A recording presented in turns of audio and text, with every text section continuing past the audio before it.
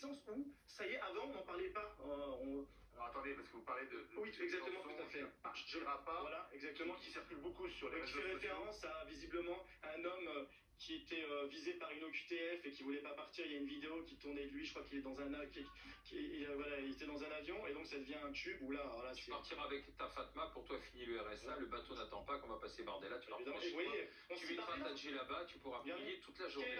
Mais Bardella n'en est pas responsable. Non, mais vous me posez la question, c'est l'IA qui a fait ça. Vous me posez la question, est-ce que l'arrivée du RN va catalyser? Regardez, le troisième, quatrième ligne, on parle de Bardella, je veux dire, c'est un moteur. Si je peux juste... Pardon, non, excusez-moi.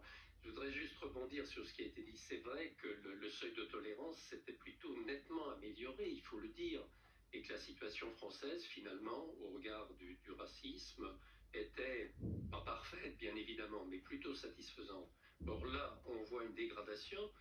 Tout à l'heure, quand on nous a montré les pourcentages, on voit qu'il y a 50%, 51% même, je crois, des électeurs du RN ou des partisans du RN qui se reconnaissent et qui s'avouent racistes. Donc c'est même pas la peine d'aller plus loin. C'est pas la peine d'aller. Troisième, si vous permettez.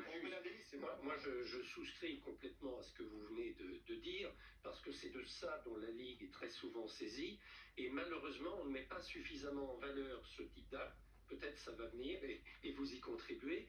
Et à l'inverse, on vient dire, voilà, il y a eu un meurtre ou un acte abominable, et c'est le cas, il faut le dénoncer, évidemment, hein, je ne suis pas en train de dire le contraire, mais trop souvent, on monte en épingle les faits qui peuvent être commis par des personnes de nationalité étrangère, des immigrés qui commettent des actes graves, et en revanche, on minimise.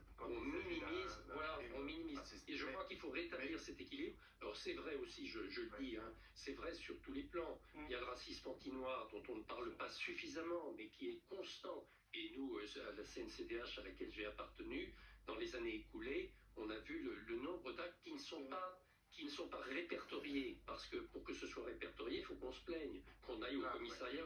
Et je ne parle pas, bien sûr, de la recrudescence actuellement des actes antisémites, qui est monstrueuse et extrêmement inquiétante. Donc on est quand même dans une société fracturée, même si elle est plus tolérante. Alors c'est un peu le paradoxe, à la fois plus tolérante, mais même aussi fracturée. Mais Sébastien Ligné, peut-être que les gens que vous voyez ne disent pas réellement ce qu'ils pensent. Bon, déjà, certainement, je vais pas croire que... Parce que je rappelle arriver devant le micro et vous dire, finalement, oui, je suis raciste et je l'assume, évidemment. Ben, le sondage dit l'inverse. Hein. Il y a des gens qui disent, oui, enfin, le sondage est anonyme. Mais je veux dire, aujourd'hui, il y a un sondage anonyme. Mais il y a des gens qui le pensent aujourd'hui. Mais moi, en fait, encore une fois, je partage votre compte ça, malgré le faux procès que vous avez voulu faire d'entrée de jeu.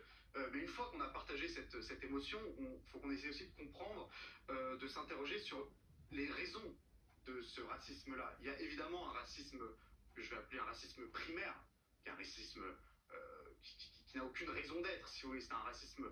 Il peut y avoir un racisme qui a une raison d'être, alors. Non, mais il y a un peu comme ceux qui disent un antisémitisme de gauche, on peut tolérer, mais il y a un antisémitisme de droite qui est abject. Il y a un racisme qui ne rentre dans aucune grille de lecture, il y a un racisme qui a une origine plus politique, c'est-à-dire qu'aujourd'hui, pour moi, il y a une manifestation condamnable et radicale d'un sentiment, et le sondage d'ailleurs l'a montré, d'un sentiment qui est partagé aujourd'hui par une majorité de Français, qui est, voilà, ces phrases de « on ne se sent plus ». Un racisme tolérable, parce qu'il vient d'une colère... Non, je ne dis pas qu'il est tolérable, je dis qu'il peut s'expliquer, contrairement à un racisme qui ne s'explique pas. Il y a un racisme qui est aussi condamnable, mais qui s'explique, notamment par les chiffres que vous avez montrés tout à l'heure, sur ces 56% de Français qui expliquent que finalement la France est en train de changer sous leurs yeux.